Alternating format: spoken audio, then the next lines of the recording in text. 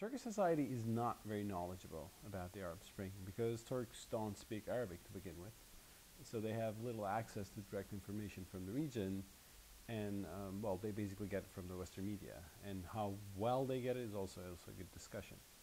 But generally, I would say most Turks are sympathetic to the Arab Spring, especially Turks in Turkey who support the AKP, the incumbent Justice and Development Party here. They feel like the Arab Spring, like democratization in Turkey, is bringing masses to power in the face of military establishments or dictatorial or authoritarian secular regimes. So they feel they have some values with Nahda in Tunisia, or the Ikhwan Muslimin in the Muslim Brotherhood in Egypt, although there are obvious differences. Whereas some Turks, mostly the secularist Turks, are a little worried about how democracy will influence these countries. They were not in favor of democratization in Turkey that much anyway. So there is this tension between the elites versus the masses, and that is translated into the Arab Spring. There is also another dimension that some Turks, and you can find this attitude in both sides, and among the more secular or more religious Turks as well, there's a concern that there is some Western manipulation behind all these things. And that became very apparent in Libya when there was a NATO operation against Gaddafi. That made some people worry about, oh, is there another Iraq coming? So will the West occupy another country?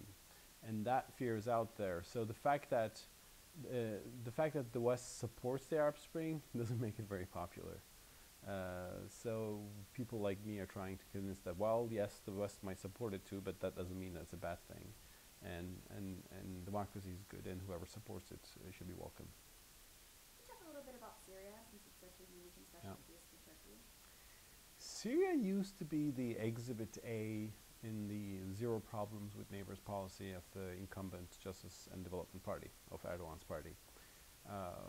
Because we had problems, serious problems with Syria, because they were supporting the PKK, the Kurdish terrorist group, and the two countries had border issues and so on.